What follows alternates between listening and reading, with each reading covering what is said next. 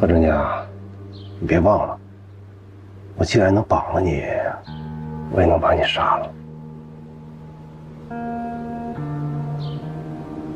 你说我要是用刀在你这个脸上划上2刀，你会是一个什么样的你就算杀了我，也别想得到任何数据。我怎么了？死培养嘴还挺硬，咬了我一口。他要实在不说的话，杀了他。不信。实验水池那边怎么样？到现在为止，一点动静都没有。我觉得咱们扰乱他们的计划还是没有搞到。他们能查到周俊，就离查到我不远了。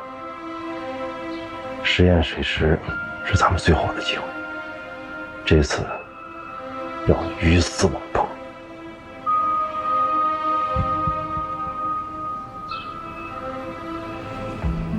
老师，我们参考本地米仓窗户的设计，根据光影计算出拍照时间，约为下午3点10分到3点40之间。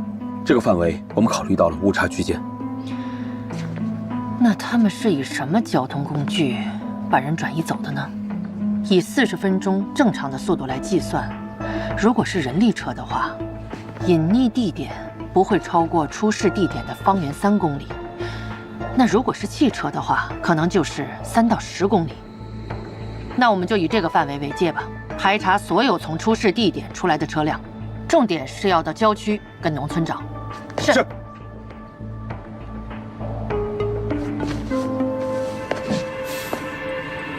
这张图片是在图书馆找到的，还真让老师说着了，就是这样的钟摆。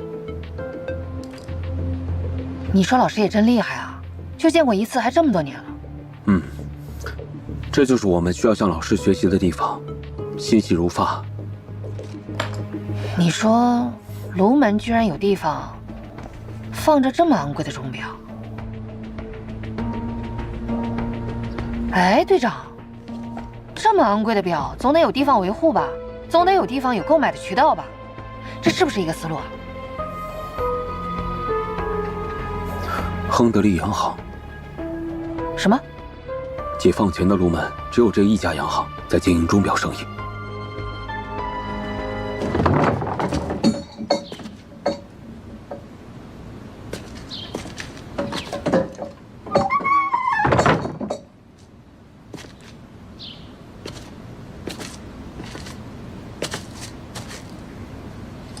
姑娘，饿了吧？来，我喂你吃口东西。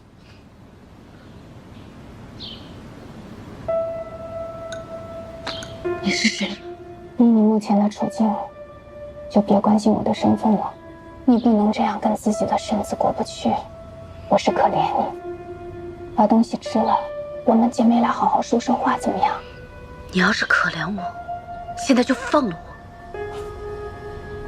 我要是放了你啊，我们这几个人都得吃枪子儿。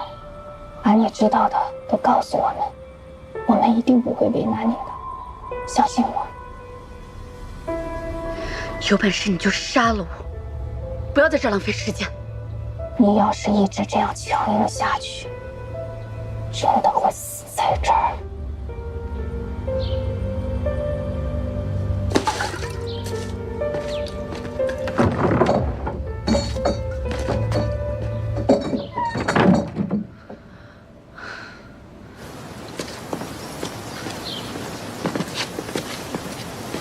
看来他还是软硬不吃啊。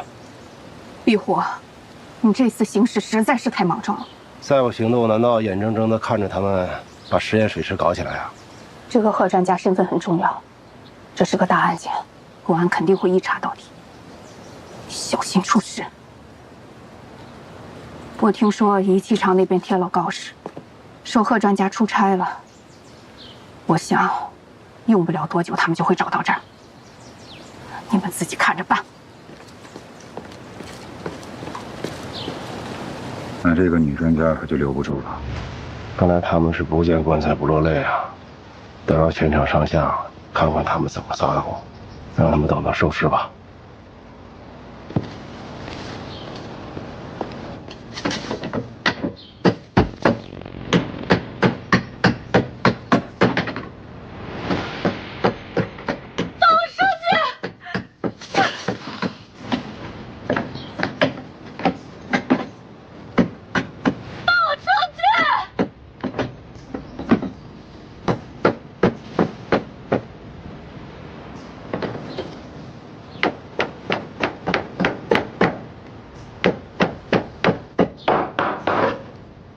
报局长，知道何专家出场并打过外线电话，一共有4人，分别是陆成、夏院长、车队队长还有李光明。他们怎么说的？陆成是打给财政局询问拨款的事儿，夏院长是打给市医院要进一种特效药，车队队长是打给市运输队请求他们协助给工地配送物资，李光明是打给供电局。李光明给供电局打什么电话？李科长现在在工地忙上忙下的，说是要供电局保证晚上加班时候的电力供应。那车队长呢？哦，是这样，咱给工地配的大卡车一共有6辆，偏偏坏了1辆。建设要用的高标水泥，今天要全都拉到工地，车不够用，所以就给市运输队打电话，征调了2辆，还给了特批手续，要求他们派最靠谱的师傅协助配送。那通知工地，所有的进出车辆必须严格的检查。是。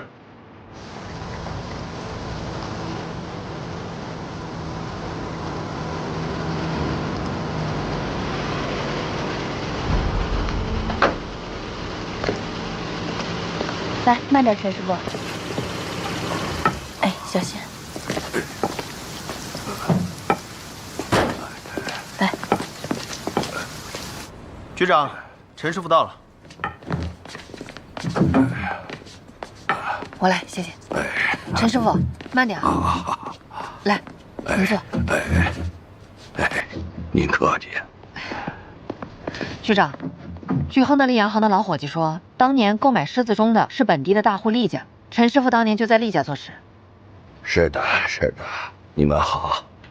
可惜我现在看不见了。不过你们想问什么，只要我知道的，一定如实汇报。我记得厉家在48年举家从卢门搬到了南阳。是的，是的，当年厉老爷子可能是得罪了国民党的大官儿，不得已变卖了产业，就举家搬走了。怎么说呢？那会儿啊，老爷子也算是个大善人吧，可惜了。那您知道狮子钟在哪儿吗？狮子钟又大又沉，当年厉家想搬走也不那么容易，就把它暂时存放在位于苏梁村的米仓那边。可前脚厉家的人刚走啊，后脚那米仓就让人洗劫一空了。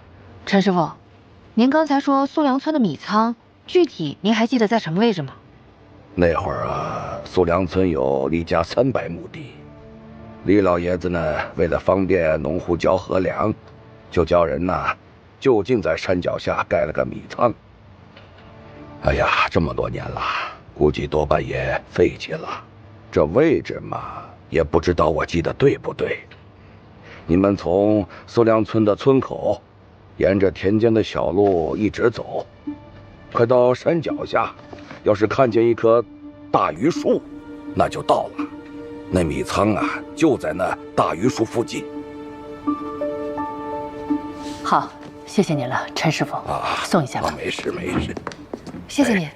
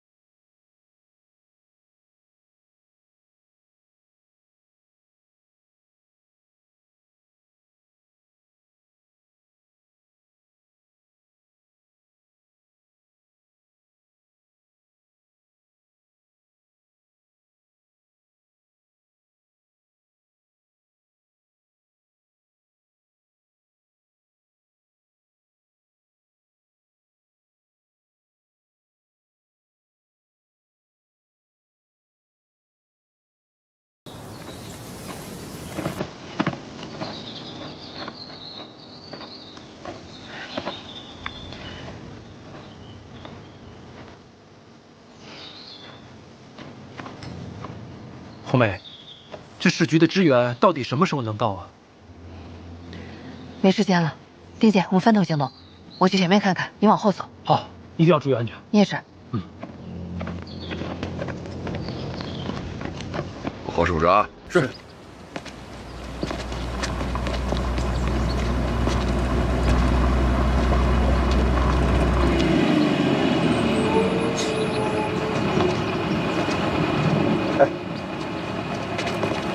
我们那个是市运输队的来送水泥，这个是送货单，还有特许通行介绍信。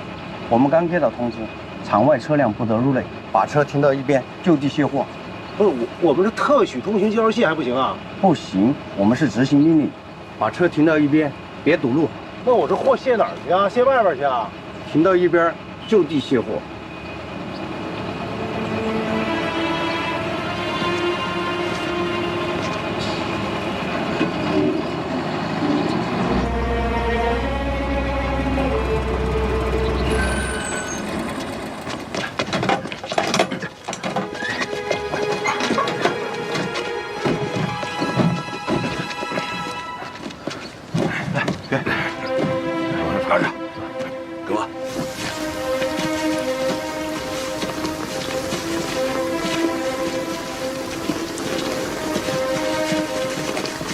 怎么样？有发现吗？没有，这荒山野岭的，他钓我们玩呢。他就算把我们钓到天边，我们也得跟他周旋到底，给红梅争取更多的时间。走。是。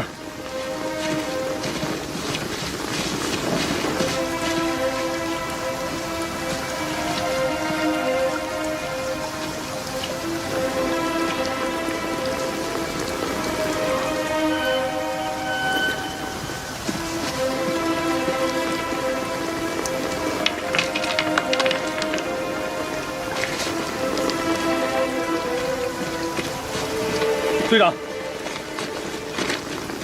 放弃水滴工程，不然贺专家不会是最后一个死去的人。还真让我们给猜着了，这个贾周俊根本没打算交换人质。这个时间，红梅他们也差不多成功了，你马上回去给张局汇报，我去工地看看。队长现在去工地干什么？有李光明在呢。我不去工地看一眼，不放心。走。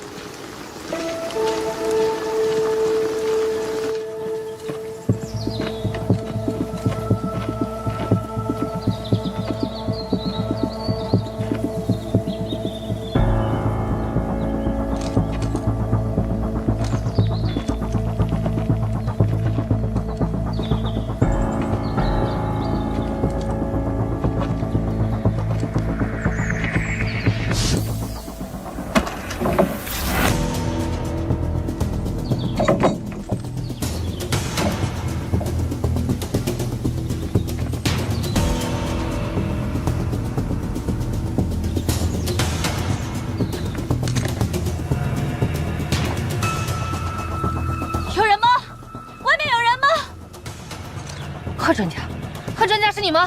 我在里面，红梅，你别着急，我现在来救你。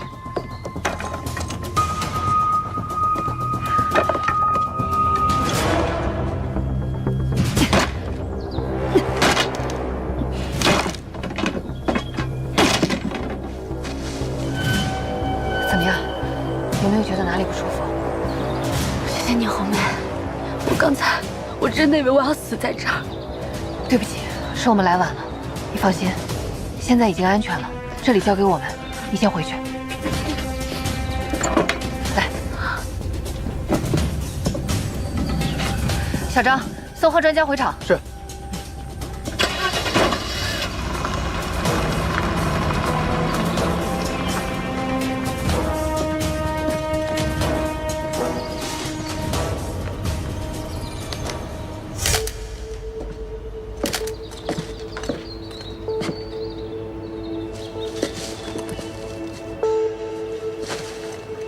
红梅，还好这个大摆钟还在，可帮了咱们大忙。还有这个米斗，只可惜还是让特务给跑了。跑得了和尚跑不了庙，好在这次贺专家没事儿。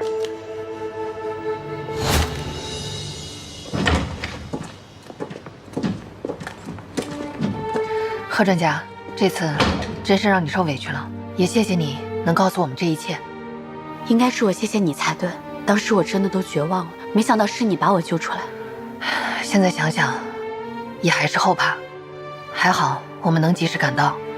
你放心，以后专项组一定会加强对专家组所有人的保护。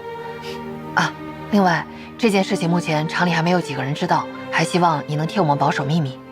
放心吧。谢谢，快回去休息吧。丁姐送一下。是，贺专家，请。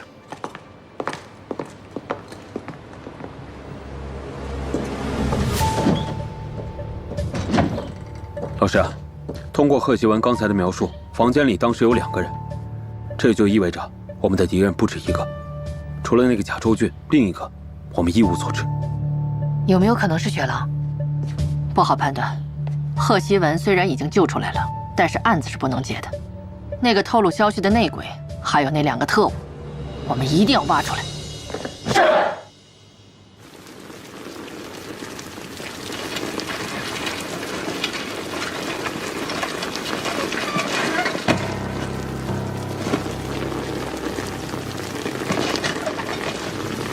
贺专家回来了，可惜你谋划的一切，最后还不是竹篮打水。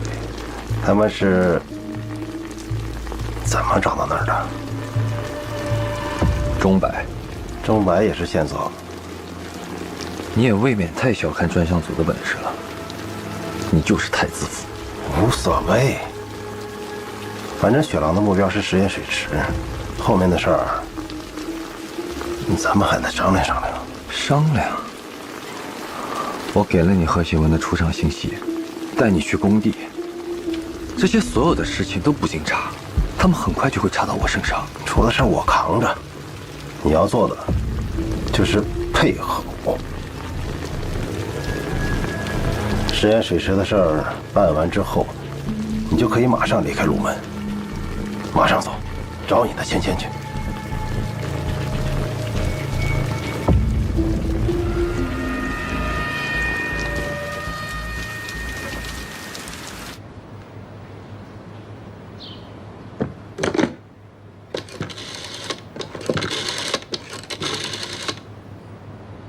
接省公安厅罗主任。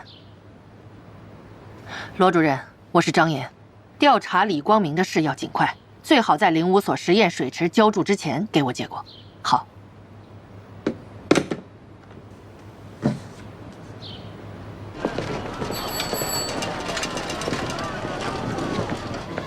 另外啊，也是想借这个油画展出期间啊，向咱们市民推荐一些美术方面的书。这幅画，我觉得画得很有水平。这幅静物算是把光线吃透了，笔法特别。对，用了拉笔，坚挺的线条，物体边缘凌厉。这是以刀代笔，是用窄刀将调教好的颜色，用刀的一侧将颜色在画面上拉出来。讨教一下，这是如何看得出来用的是窄刀啊？宽刀画不出这种效果。你看这里的刀痕。有很强的塑造感，但它的构图很奇怪，这棵树多余了。两位果然是行家呀！这幅画的作者周俊，你们认识吗？没听说过，不认识。那咱们市里或者是省里，还有没有人擅长这种画法呀？哎，您见多识广，您知道吗？我还真不知道，不太清楚。谢谢啊。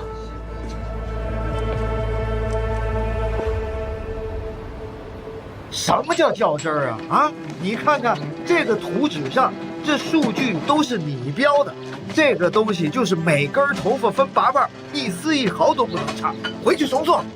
红梅，你看，这里马上要建成咱们中国第1个实验水池了。你呀，等建好了再跟我显摆。这灰好大呀，要不咱们回去吧？别呀，我才刚来，还想到处看看呢。那你把口罩戴上。戴啥口罩啊？哟，季专家，刘师傅，什么风把你给吹了？牛师傅，怎么样？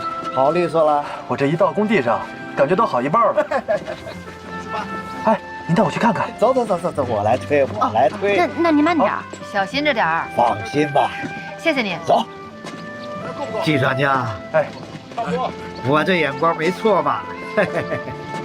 那天我就说你得是个专家，结果你这一出事儿，厂子里都传开了，你果然是个专家，年纪轻轻，前途无量。真正的专家啊，是楚工他们，我在专家组啊，最多也就算个计算机。啥机器？哎，季专家，哎，季专家，你好。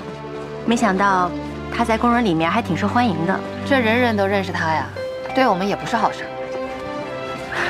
红梅姐，你太紧张了。毕竟这是厂内嘛，你看看这热火朝天的，这不就是我们建设社会主义新中国该有的样子吗？吴瑞，你等会儿，过来。哎，师傅，图纸拿。季专家好。哎，你好。就这个牵引架这块，你们不是有那个回旋实验的要求吗？要想保证强度跟速度，这普通的钢架子肯定不行。那牛师傅，您的意思呢？以我的经验，得用合金钢。这合金钢固然好，但是周期会变长，再就是你们的工作强度会加大。哎呀，那算什么呀？是不是？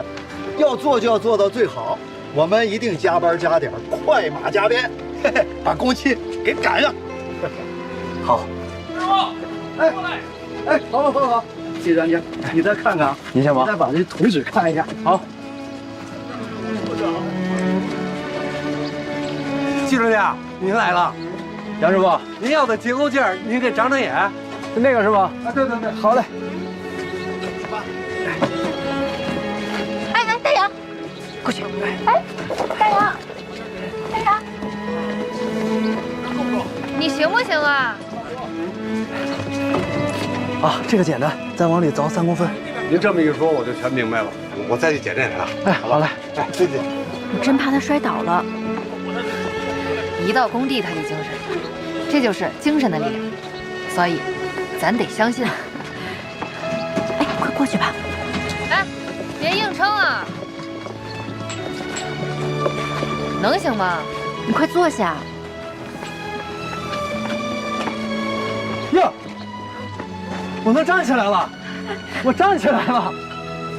你是不是还想跑2步啊？行啊！哎，你别闹了行不行？让人省点心，快坐下。快把它拿远点吧，这辈子不想看见你。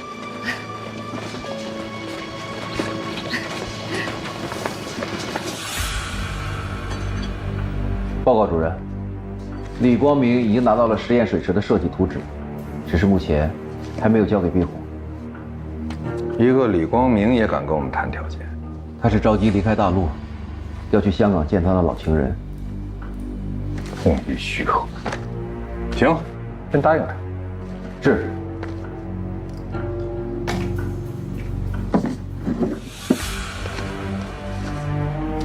你看看这个，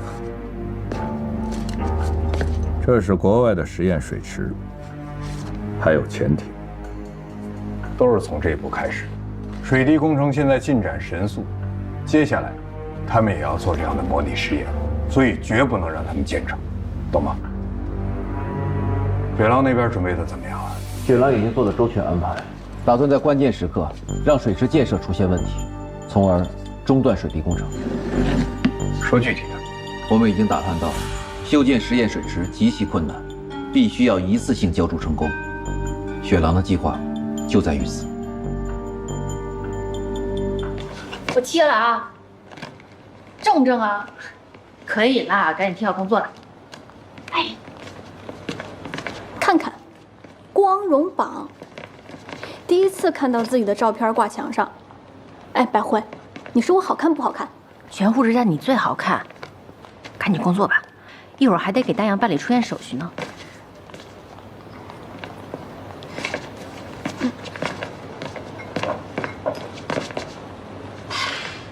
这个白慧被专教组问来问去，季专家差点残废了，他还能拿现金，真是没道理。我倒是要看看，他还能风光多久。你们两个，过来。来，恭喜季专家啊！慢点，终于回自己宿舍了，自由喽！哪儿不自由了你？哎，这12天也不知道是谁，没白天没黑夜的，天天盯着，感觉自己像笼子里的鸟一样。哼，医院是笼子，宿舍就不是。那不一样，病房不能展翅高飞，宿舍可以自由翱翔。哎，丹阳，我喜欢你这个形容，专家就是不一样啊，红梅姐。丹阳回来了，希婉，你们都在，贺专家。我听说你回来了，就过来看看你，感觉怎么样？感觉要翱翔。什么？他说病房是鸟笼子，在这儿才能翱翔高飞，也不怕撞着墙。你懂什么呀？我这是一种心态，一种形容。飞啊，千万别掉下来。哦，你们先聊着，我还得回去给楚梦煎药呢。嗯，丹阳记得吃药啊。嗯。丹阳，施工现场已经准备好了，楚工已经同意你的设计方案，你想怎么干？我的想法是，为了保证它的抗压性和完整性，我们必须要一次性浇筑成功。一次浇筑成功？简单的来说，就是一次成型。这么大的工程量，一次成型能行吗？必须行。如果分2次的话，它就不能成为一个整体，这样它的耐压性就会差很多。媳妇，你这么说他也不懂。我给你举个例子啊，你要冻住一块冰，你不能先冻住这边，再冻住那一边，明白了吗？这是一回事吗？他的意思是对了，但是材料不同。那这得出多大动静？那动静可大了，估计整个炉门的搅拌机都要调过来。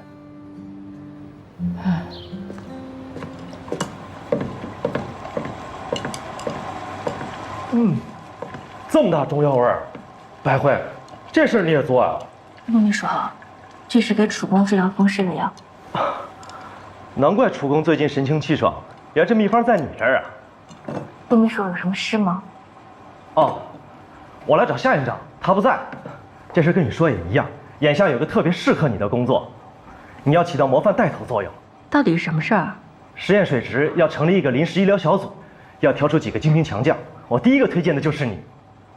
这事还是等领导定夺吧，我要去给楚公送药了。白慧，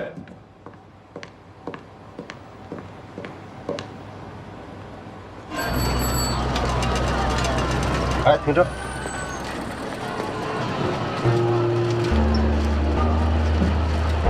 怎么了，师傅？师傅？师傅啊，没事。看错人了，走吧。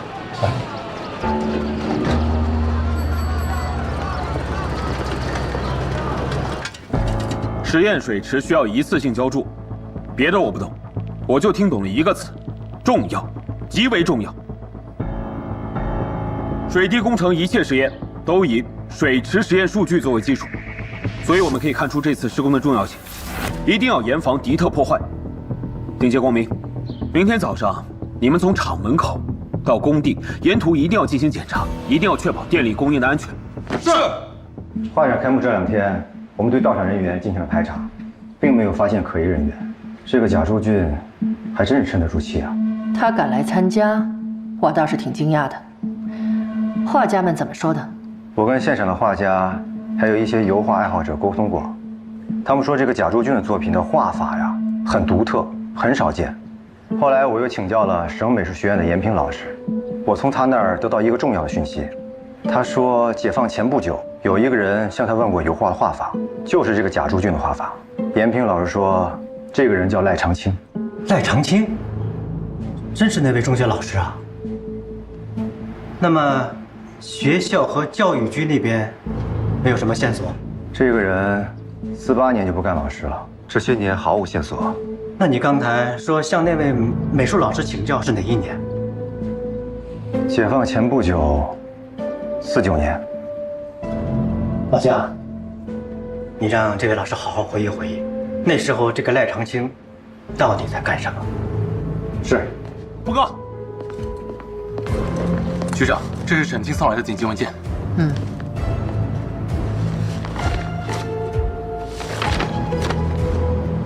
李光明。董斌，到。今晚你就带市局配合人员入驻工地，早做排查，早防范。是。行动。是。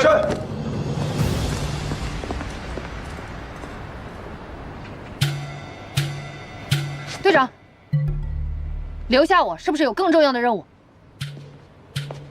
明天你带人在工地，负责保护专家组的安全。就这个？怎么，嫌少啊？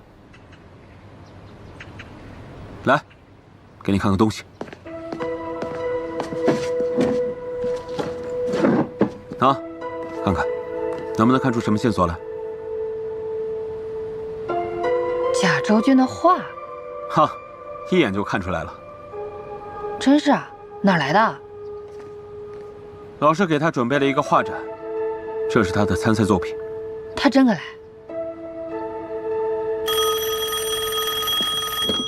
喂，专项组。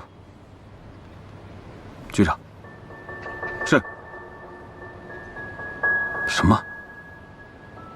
是，明白。好，我现在宣布一件事：明天，实验水池要一次性浇筑，厂办要求我们医院在那儿建一个临时医疗站。我宣布，白慧和骆珊珊参加这次会战，明天早上8点集合，别迟到啊！留在医院的护士们做好自己的本职工作，听清楚了吗？听清楚了。好，散会吧。老师调查李光明有结果了。他54年退伍，55年的时候在省公安学校学习，期间与一个叫叶芊芊的女人交往甚密，而这个女的之后去香港探亲了，再也没有回来过。也就是说，如果李光明真的有问题，那一定跟这个女人有关。今晚你和丁杰一起带人去李光明家，仔细巡查一下。我担心明天他会动手脚，你去通知李光明，让他今天晚上加个班。是。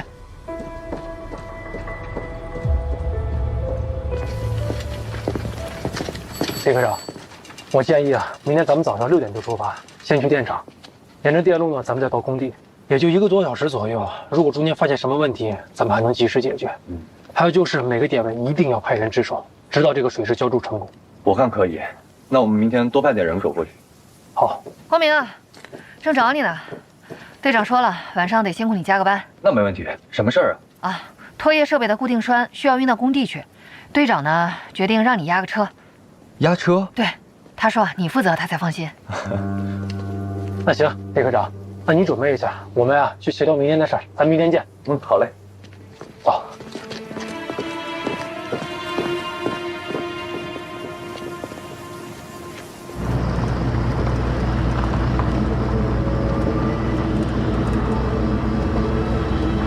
停，师傅。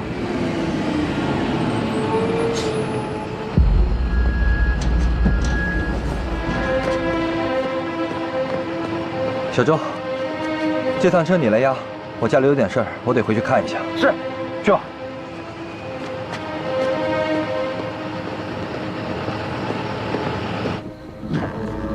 丁姐，我们分头巡查。是。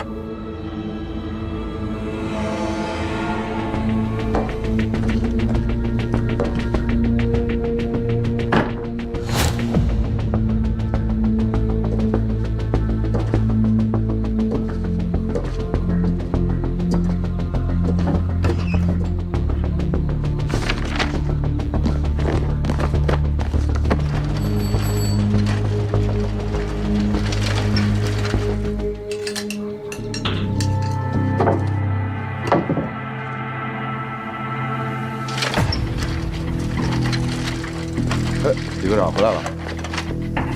回来了。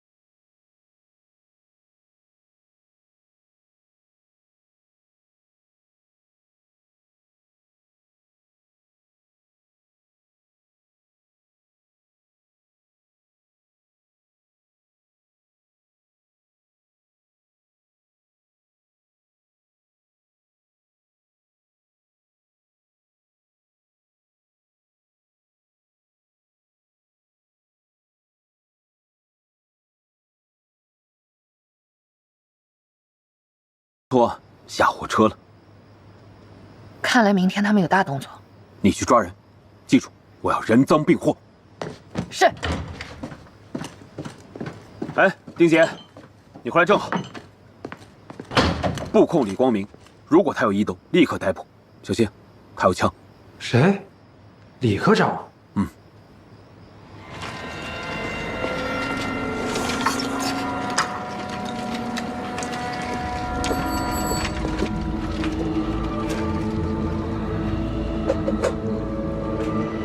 一直都在这儿。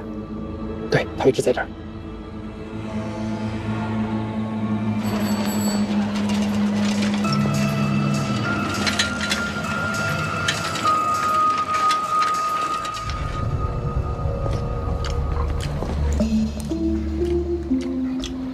老板，没盐。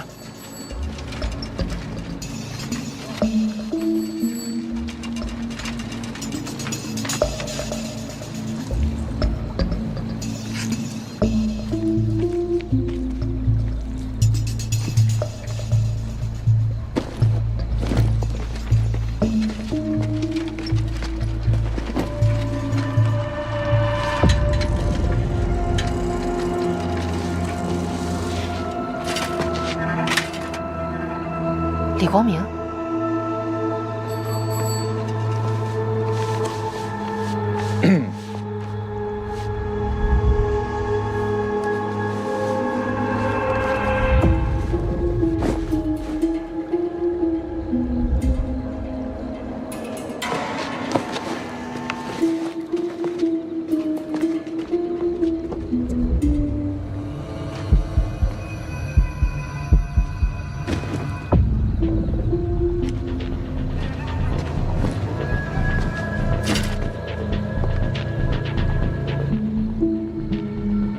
你们去抓撵头头，我盯李光明。是。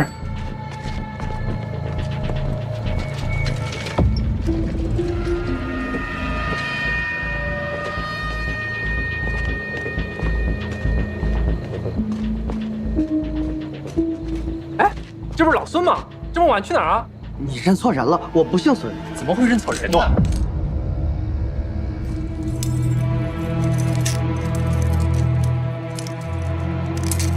我真不姓孙。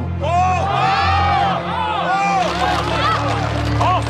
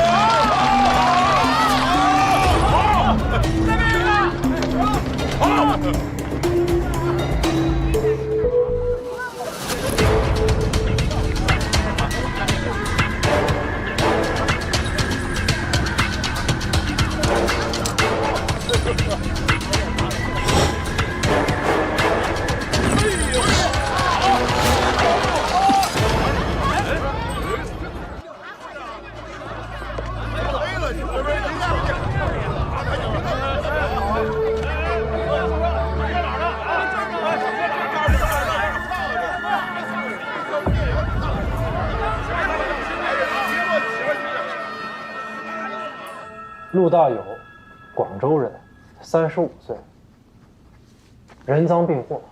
说吧，来卢门是跟谁传递情报的？公安同志，我就是收了他们的钱，给他们跑个腿儿。我不是特务，你们就饶了我吧！啊！来，回头看条上那几个大字了吗？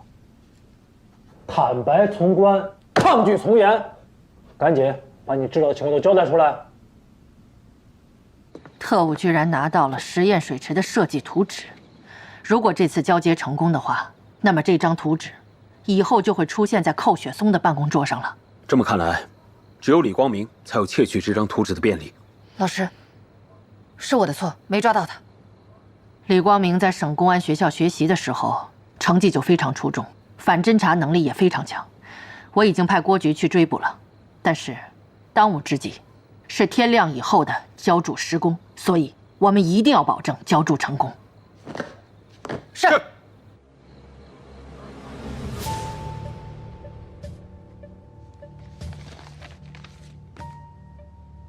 照片上这个人认识吗？就是这个人，拿走了我的包。你都给了他什么情报？一封信。是这个吗？哦，对对对，哎，就是这个信封，上面就是一个签字。都是什么内容？我这上哪儿知道去啊？我也不能拆人家信呐。公安同志，我真的全都交代了，我就是把他们传递的东西交接一下。我这真不敢做破坏国家、破坏政府的事儿啊！你都把情报传递给敌人了，还没破坏国家、破坏政府啊？我后悔呀，我就是图他们几个钱儿。我再也不敢了，我不敢了。还有，广州那边是谁给的你情报啊？说。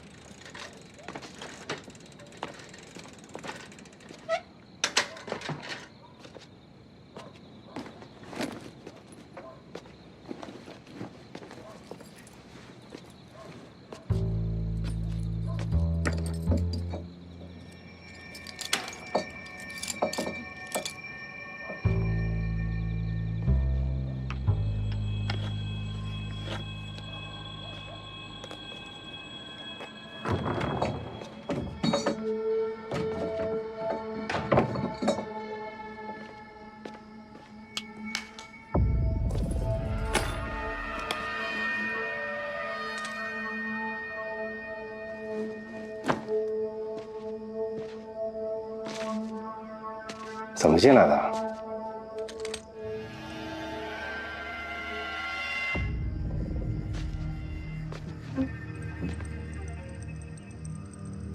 你后窗的栅栏有2根是活的。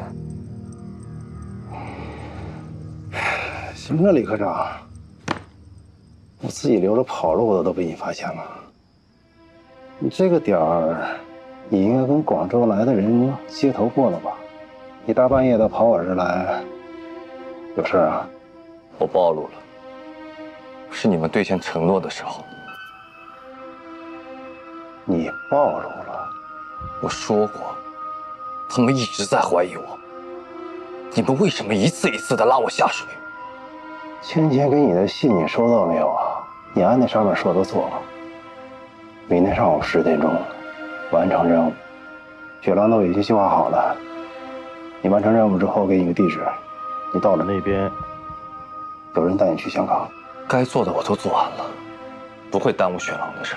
给我钱和证件，我要马上去香港。你明天的事还没做呢，你还让我做什么？你要不兑现承诺，我现在就杀了你。杀了我你也活不了。我是保卫科科长，杀了你也是将功赎罪。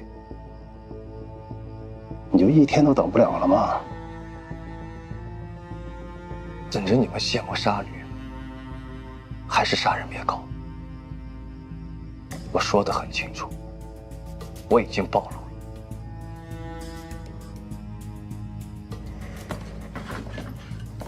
你别动我的话。不是咱们有事说事，你砸我的话干什么？坐下。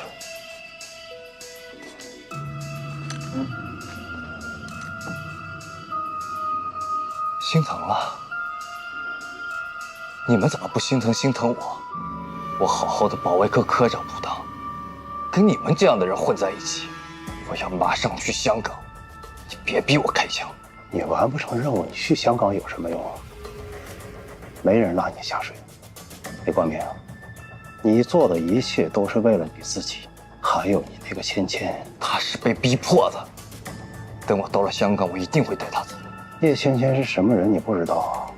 她是特务，她是大特务。不可能，我认识的芊芊单纯、善良。你可算了吧，李光明，我们都是双面人。你就像出了这个房间，没有人知道我会画油画。你说他是好人？他是好人，他能让你做那些事啊？你不准污蔑他！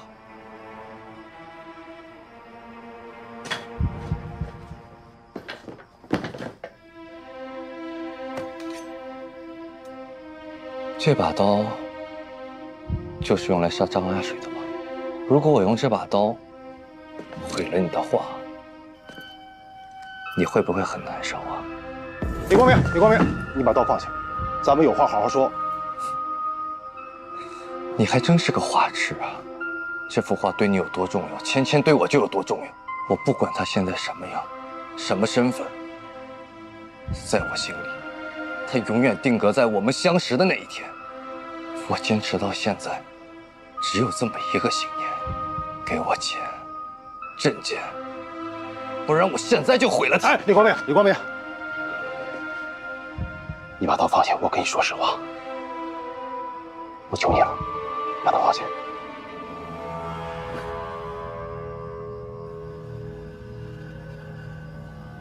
我坦白的跟你讲，什么都没有。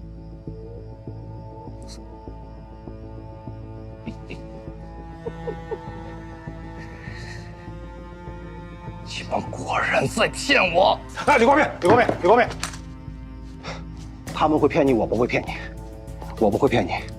你听我说，咱们都是活在阴影里的人，咱们俩不熟，但是我理解你。干咱们这个行当的没有什么好下场。你看看张阿水，挣扎了半天，还不是照样被灭口。其实我挺羡慕你的，你有芊芊，你能为他做那么多。而我呢，我们当初的信仰在生死面前算个狗屁呀！我也不愿意过这样的日子。你要是相信我，明天上午10点，你去东山关帝庙。什么意思？10点钟施工浇筑，公安力量都会集中在工地。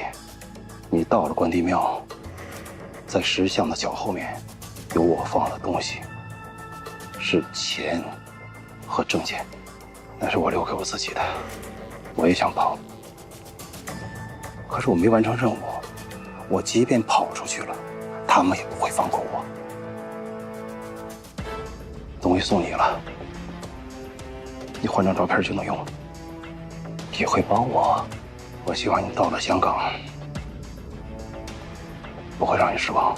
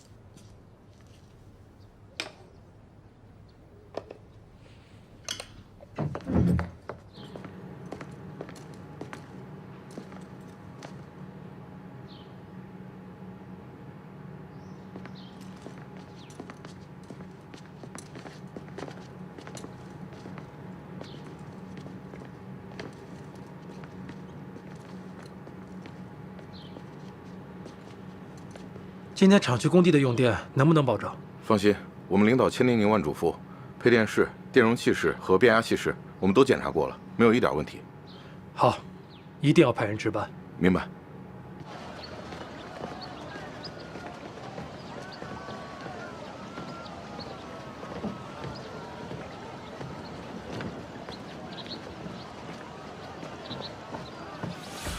白大夫出摊挺早啊。哎呦，我听说仪器厂那边今天水池浇筑，无利不起早。我估计你们又打歪主意了吧？打不打什么歪主意的跟你也没关系。当下你有一个新的任务，听好了啊！一会儿10点钟，你去趟关帝庙，把李光明干掉。不管你有什么方法，这一次一定要干得干净利索。杀人灭口，拿我当枪使，把公安的注意力都吸引到我这儿来。哎，你们成熟了这么下作的手段，还会点什么呢？看来你们还是不太了解我。我呀，从跟了徐文正第一天起，不管干什么活，只要是沾血的，我是绝对不会干的。咱们都是一根绳上的蚂蚱，你就说干还是不干？干不了，道不同，不相为谋。这是雪狼对你最后的考验，我相信你不会让他失望的。别一天雪狼雪狼，你见过雪狼吗？都是单线联系，拿他吓唬我，他怎么不亲自来找我？行，反正话我已经带到了，干不干你自己考虑清楚。哎，对了，这个呢，是送给你的一个小礼物吧，收好啊。好啊，好。韩厂长他们已经到了是吧？那就好，咱们10点钟开始会战。好好。主公，这是什么？白护士今天也去工地了，说是现场医护，这不怕耽误您吃药吗？一大早就送过来。这时候还吃药啊？哎呀，这个白姑娘真是个细心的好姑娘。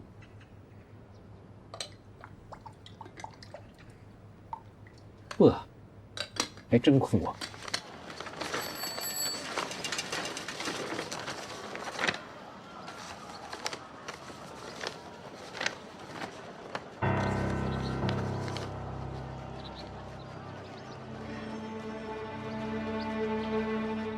哎呦，我得拿点老花镜啊！哎，我去拿吧。不用不用，不用，你不知道放哪儿了。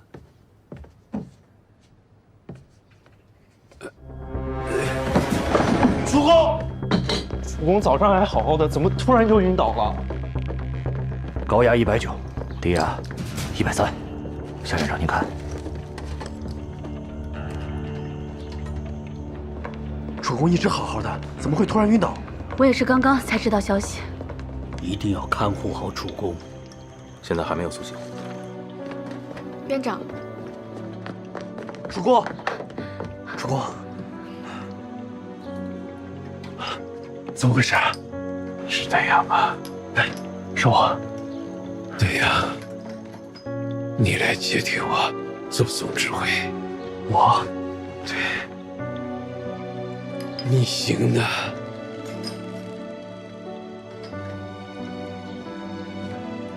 丹阳，你没问题的。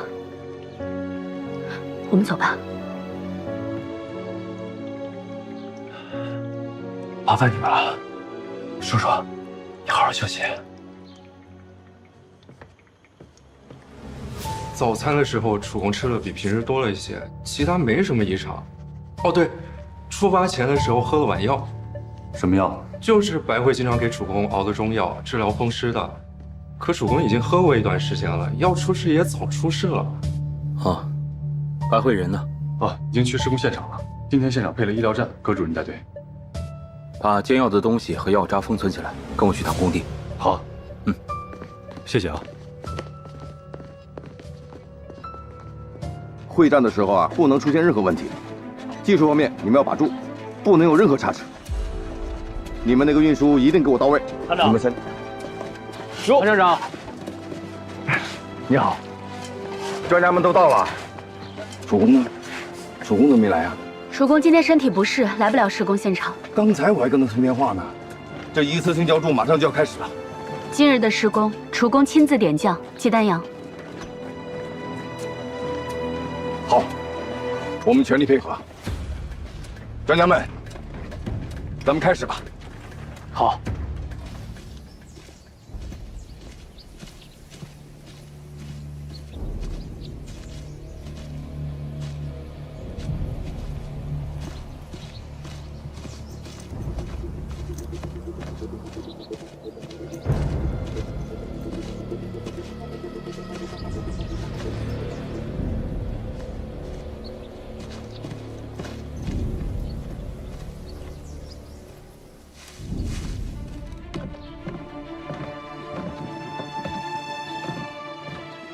同志们，实验水池一次性浇筑会战马上就要开始了。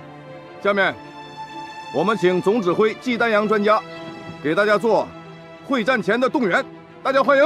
好。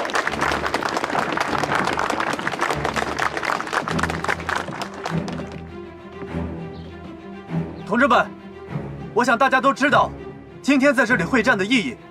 我们今天要建的实验水池，是水地工程非常重要的一个部分，它技术要求高，施工难度大，我们必须要保证一次成型。下面我宣布，实验水池一次性浇筑会战开始。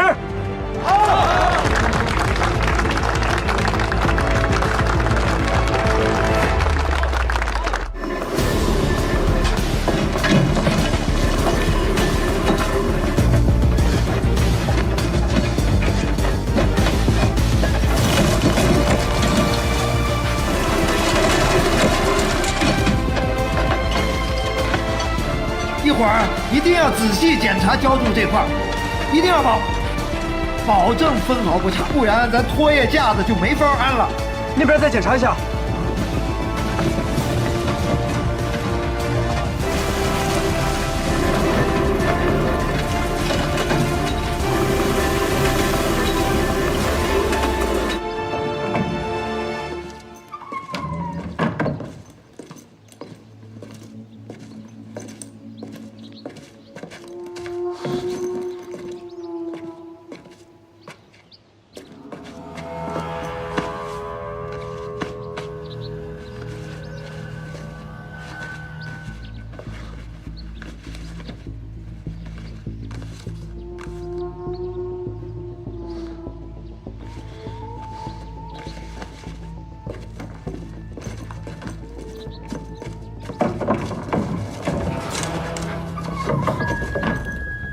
留活口。李光明，你已经被包围了，立即放下武器，缴械投降。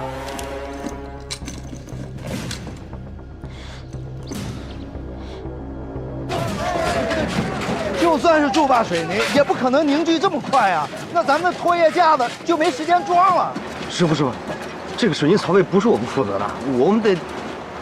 如果每个人都像你这样个人自扫门前雪，那咱这个实验水池就废了。哎，师傅，季专家，贺专家，怎么了，徐师傅？水泥凝固的太快，不对劲儿啊！什么？哎，栓子，哎，过来，看看，是说这么快就凝固了？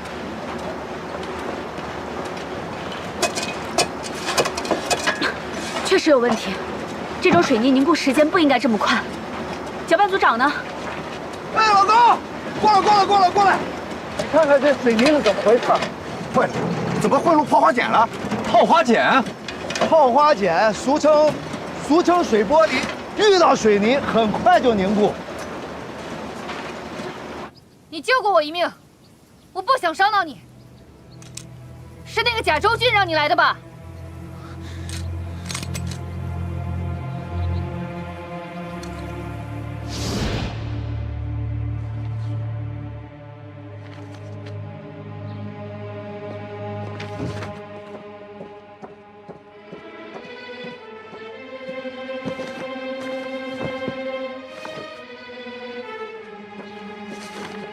行了，你先把这几个询问记录送到案室。是。去吧。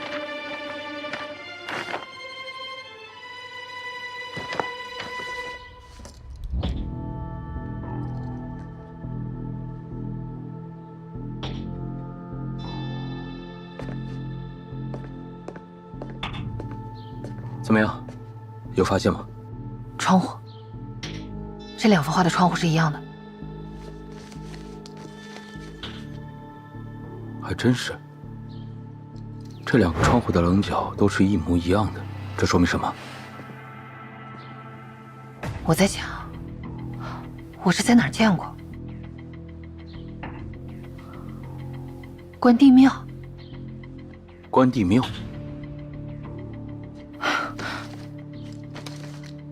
对，如果我没记错的话，关帝庙的窗户就长这样。石像后面的东西我看过了，我们等了2个小时，果然是你。为了叶芊芊一个女人背叛祖国、背叛人民、背叛党，值得吗？我已经没有后路了，红梅。如果你记得，我曾经救过你，换我一条活路。你唯一的出路，是出来交代问题。交代了也是个死。你别逼我！红梅。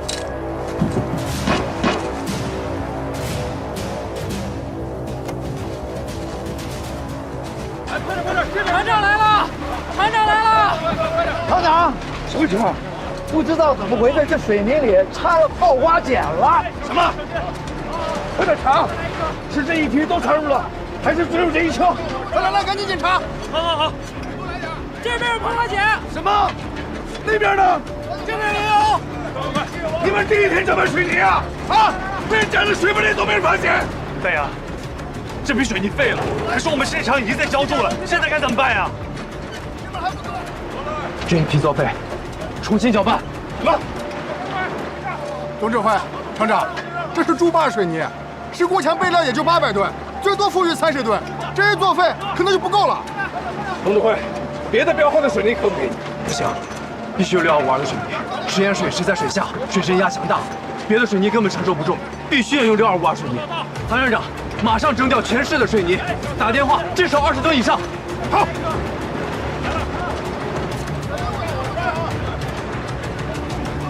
哎，是不是出什么事儿了？专家的事儿，咱们也不懂啊。护士同志，怎么了？手弄破了，你帮我看一下。好，快包扎一下，消毒水。谢谢。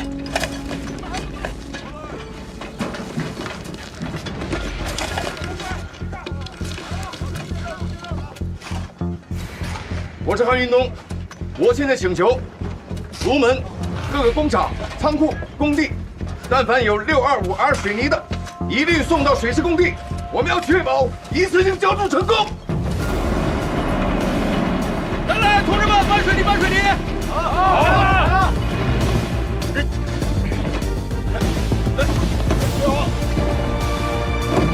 来，再见。哎，这段我扛走了。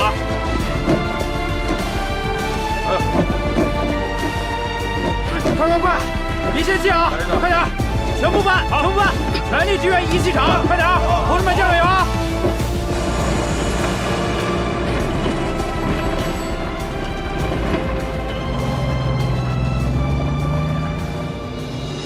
师傅，1机场怎么突然要水泥啊？你好好看你的车。哎，好嘞。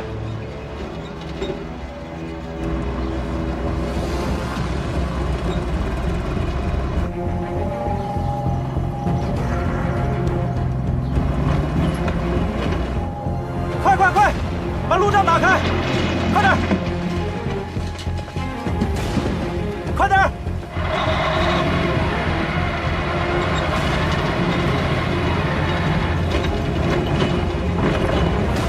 快！去那边上水泥！快点！再给我来点！再给我一点！所有人来！快点！我们需要更多的水泥，抓紧时间！来了！抓紧时间，快！我们需要更多的水泥，抓紧搅拌！同志，来，给我！好。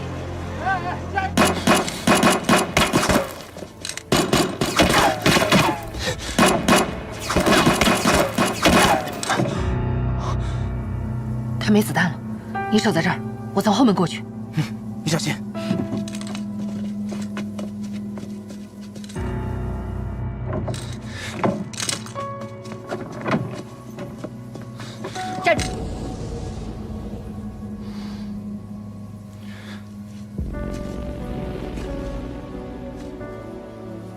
杀我呀！你杀了我呀！你曾经是我的战友，我不会杀你，但我会把你交给人民来审判。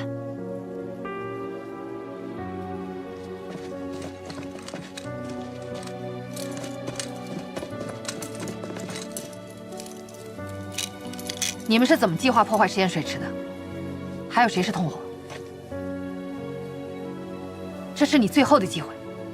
都这个时候了，教主也该失败，说不说有什么分别？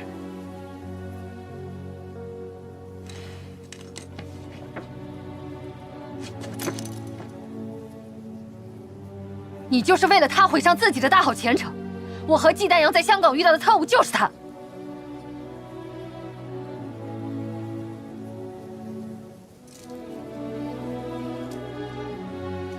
贾周俊到底是谁？他在哪？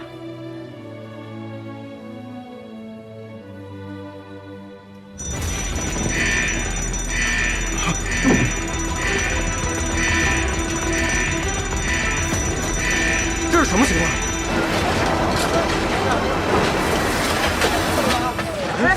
哎，怎么回事？啊，怎么回事？什么情况？停电了！怎么停电了？不知道啊，是不是抽负荷了？没有啊，厂长，我们都留着余量呢。韩厂长，怎么停电了？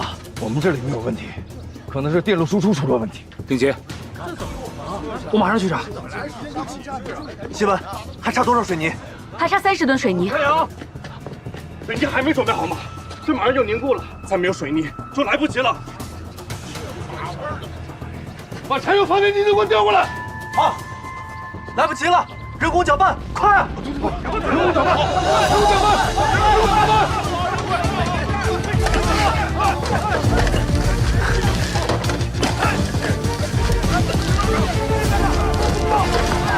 再多叫些人来。大阳，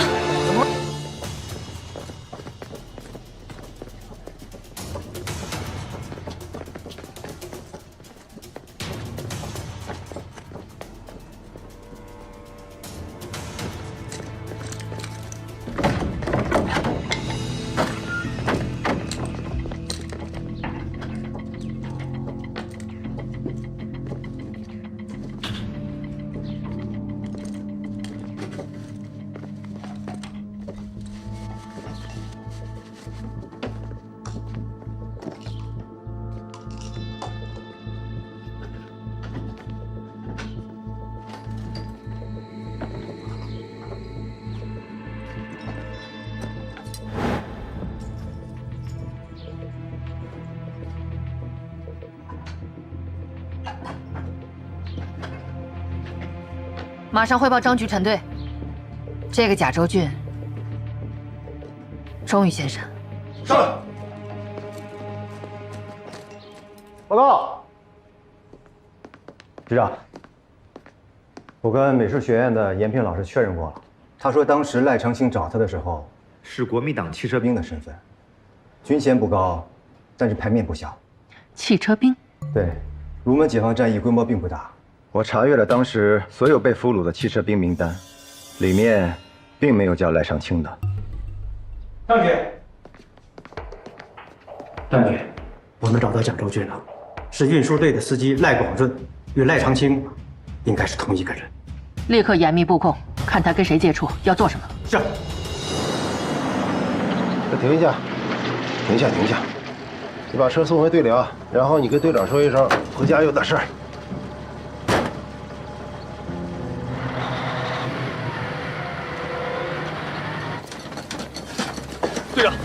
队长，红梅刚才派人打电话了，李光明已经被活捉，长生把他押到市局。还有贾周俊的身份也已经确认，是市运输队司机赖广润，刚从我们这儿离开，难怪这水泥会出事儿。红梅呢？张局长下令抓捕，红梅带人去布控了。好，你在这儿盯紧白会，回厂医院再做处理。我去红梅那边看看。是。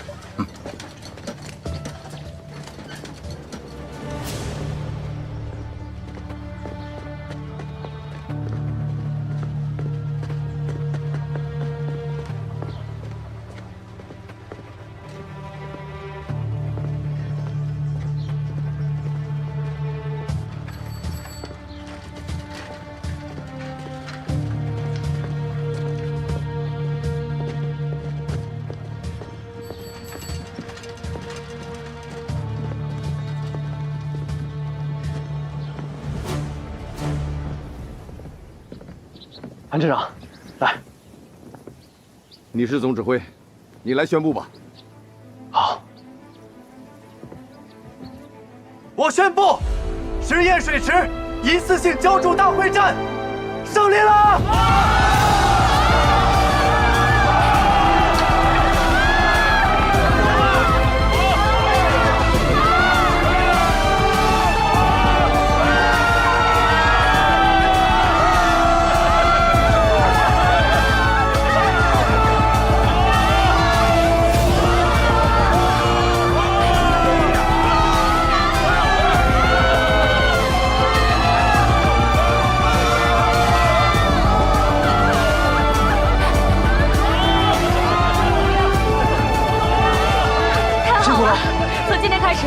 水滴工程终于有自己的实验水池了，我们终于可以做各种实验了。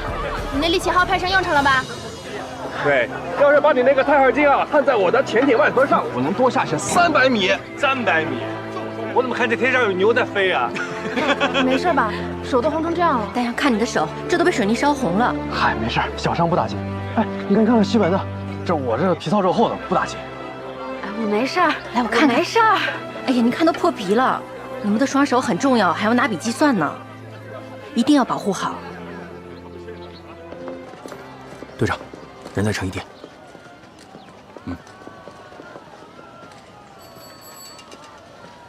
好，去给我盯紧了，小心他狗急跳墙。上去吧。实验水池那边怎么样？特务使了些手段，不过还好有鸡丹阳，都给排除了，会战成功。他还有这本事？他的能量比我们想象的要大得多。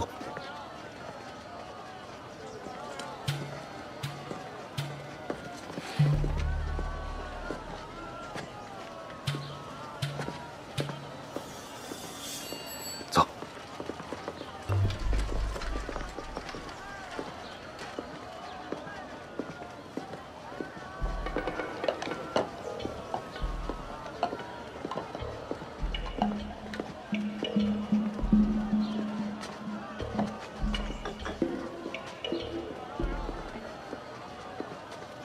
老白，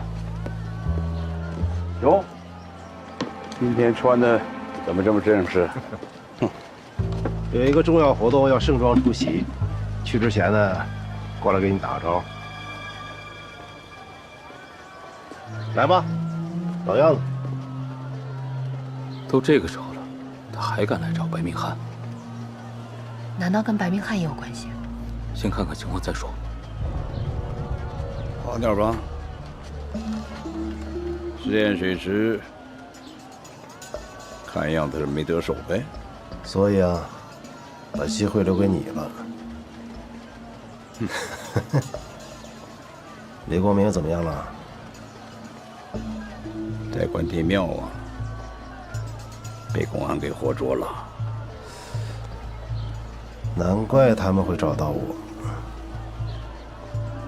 你把他交给公安的？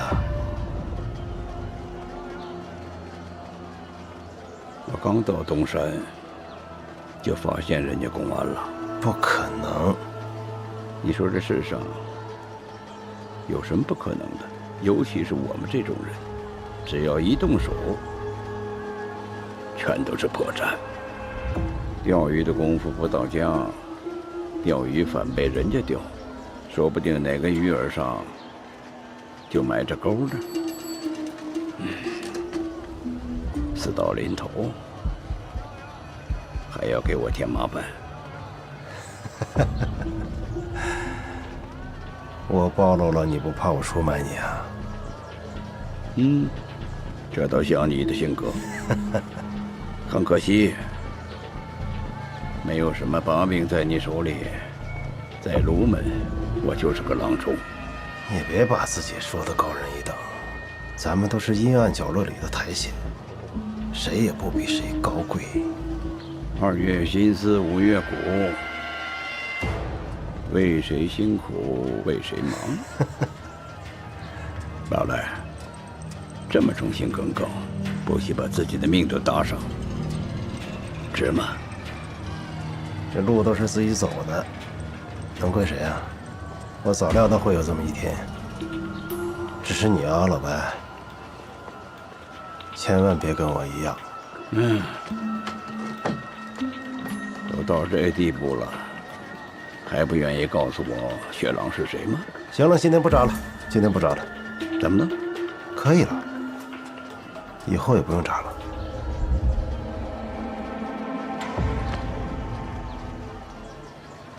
你想知道雪狼是谁啊？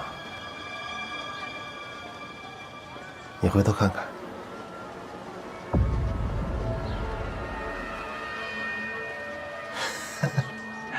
在灵门啊，雪狼能看见你，你看不见他。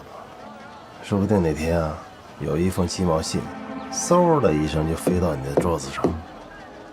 哎呀，以后没你的日子，我还真不知道该怎么打发了。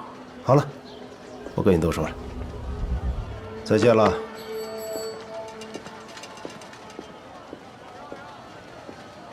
丁锦白大夫。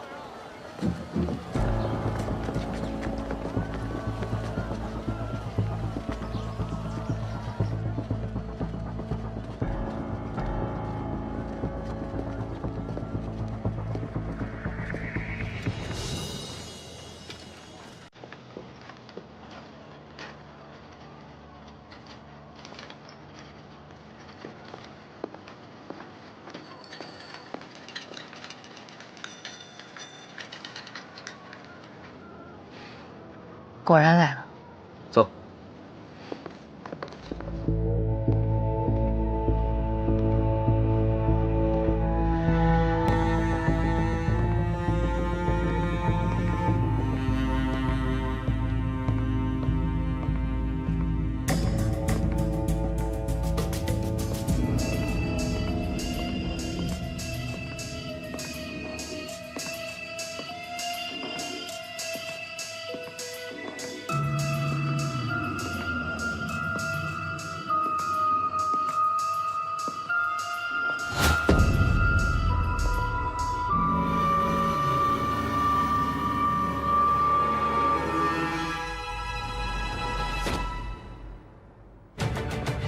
队长，已查明身份，司机只是赖广润的隐藏身份，在48年以前，真实身份是中学美术教员，名叫赖长青。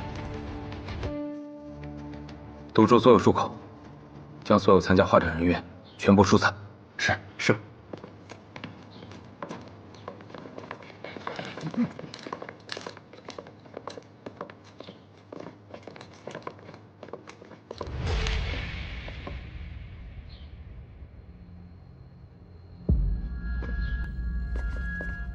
来了。这幅画你们看了很多遍了吧？看得懂吗？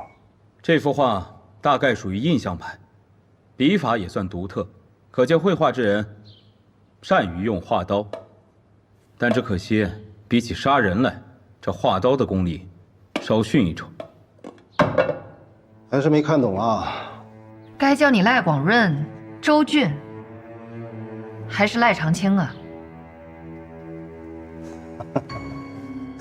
我本名都查到了哈，厉害。这还不算什么，你的代号就是壁虎，保密局出了名的刽子手，东山袭击丹阳的是不是你？我们在谈论画，你怎么说起案子来了？赖长青，没时间跟你在这耗着。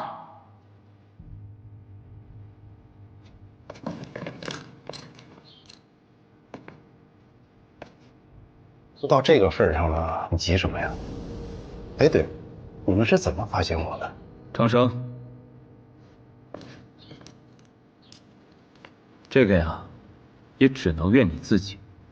你的每一幅画当中呢，都有着关帝庙的元素，只可惜你可能自己都没想到，这棵树应该是多余的。你别动我的画！你用这把画刀杀了多少人？